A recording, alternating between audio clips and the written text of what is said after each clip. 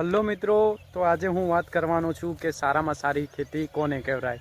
તો આ તમે અમારા ભીંડા દેખી રહ્યા છો। તો ભીંડાની વાત કરવા જઈએ તો જે આ ભીંડા અહીંયા આ કળી છે, અહીંયા ભીંડા આવ્યા છે અને આના પછી જેમ ભીંડા મોટા થશે એમ ભીંડા નવા નવા આવતા રહેશે। જેમ કે કહેવા જઈએ તો ગવાર છે, ચોળી છે, ભીંડા છે, આવી બધી ખેતી છે એ બહુ સારામાં સારી ખેતી કહેવાય।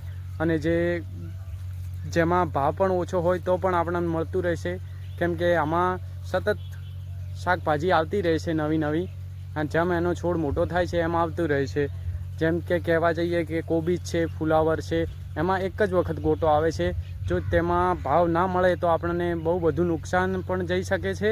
એટલે કહેવા જઈએ કે ફુલાવરનો ગોટો એક જ વખત આવે છે અને કોબીજનો પણ ગોટો એક જ વખત આવે છે। જો એમાં ભાવ આપણને ડીમ હોય તો આપણને બહુ બધું નુકસાન થઈ શકે છે। અને જેમ કે ભીંડા, ચોળી છે, ગવાર છે, એ સતત આવતો રહે છે।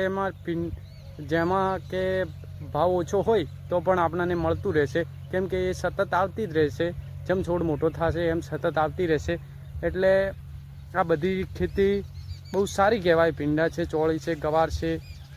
એટલે તમને આ વિડીયો કેવો લાગ્યો? જો ચેનલમાં નવા હોય તો ચેનલને સબસ્ક્રાઈબ કરી દેજો, અને ફરી મળશું એક નવા વિડીયો સાથે।